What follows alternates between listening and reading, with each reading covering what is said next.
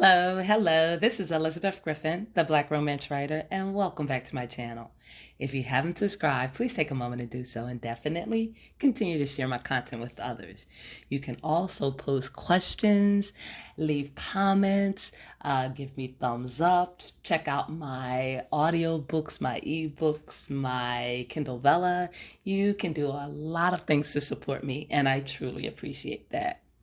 Today, I want to talk about young adult fiction, African American young adult fiction, and young adult fiction in general.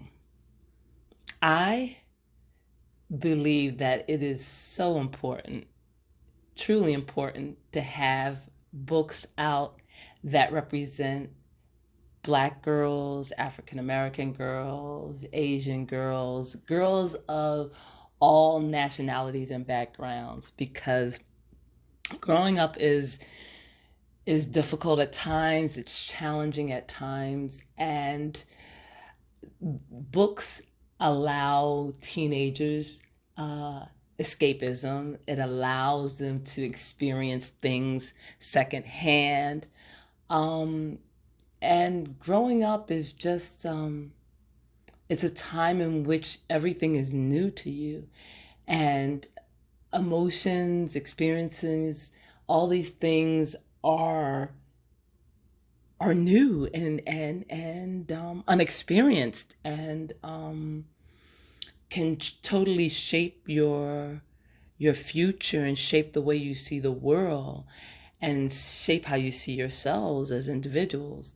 And I think it is very important to have young girls and young boys be represented in literature and all socioeconomic groups, in all classes, going through a range of emotions and experiences and family settings and family structures. And so for me, as one particular writer, obviously I can't cover every subject, every topic, every teen issue, but I can do my part. And I think it is so important to have representation in young adult fiction.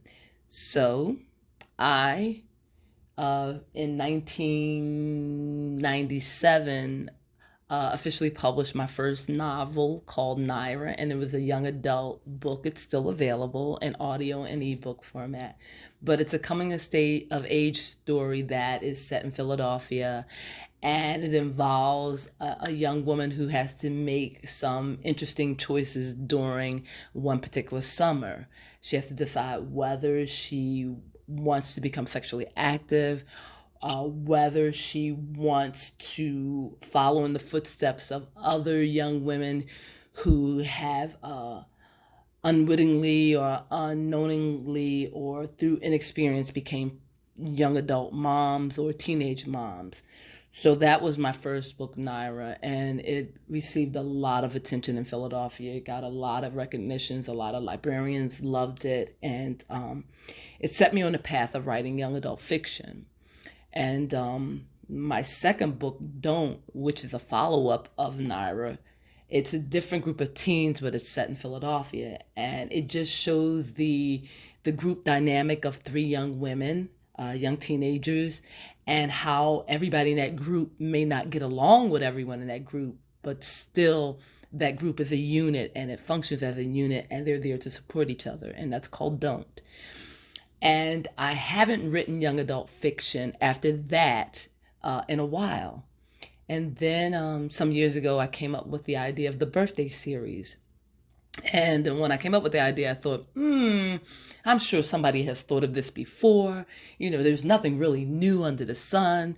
And I thought about dismissing the idea as something that's already been done. I said, no.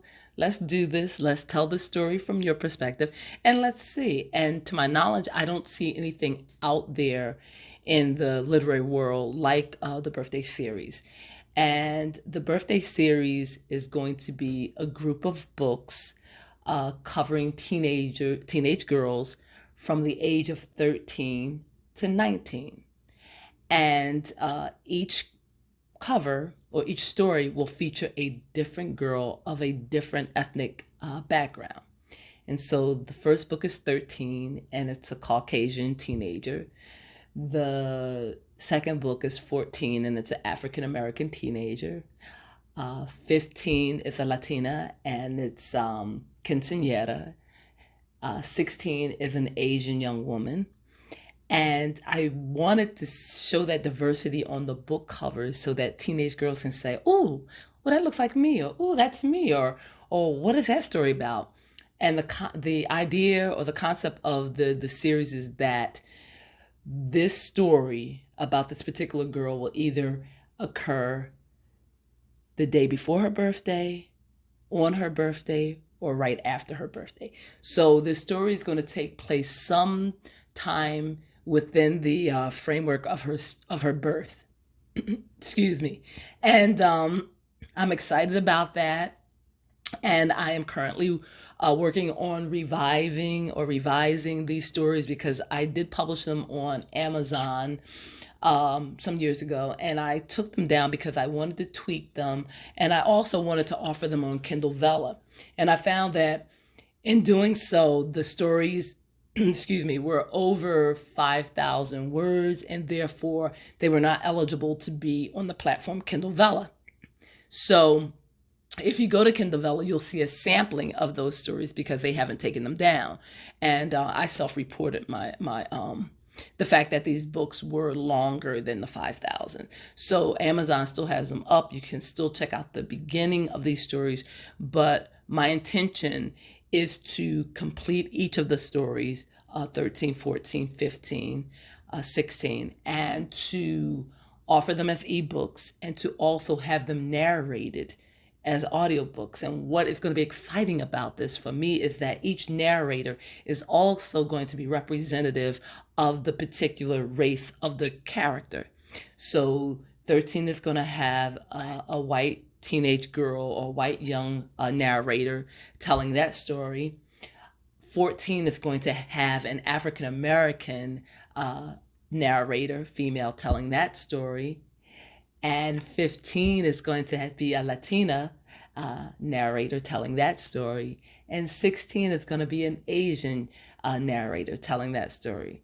So I wanted authenticity. I wanted diversity in telling these stories. And I'm just so excited about writing in general because I've been listening to a lot of YouTube videos, inspirational videos.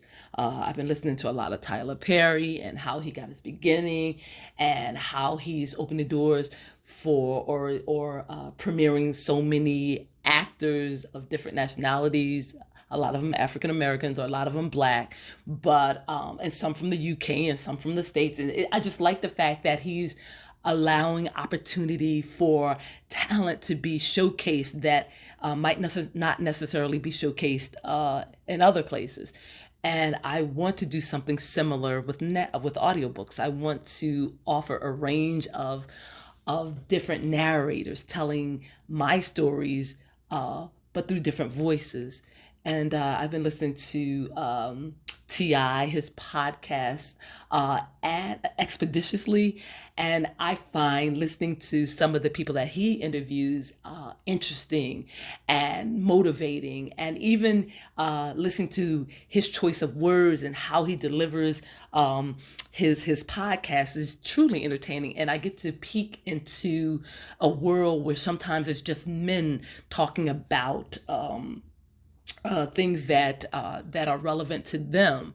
And something that I heard last night that I thought was kind of cute was, we've always heard the saying, a happy wife, a happy life. And then I heard Fabulous say, a happy spouse is a happy house, meaning both partners are responsible for that. And I may be butchering his messaging a little bit, but I liked hearing that. And then I liked hearing things like that. I think they said March 14th was Steak and BJ Day. And I was like, what is that? And it took me a while to realize what BJ was. I mean, I've heard of it before, but I just never thought about it. And the men were just excited about that. And they were talking about like Valentine's Day and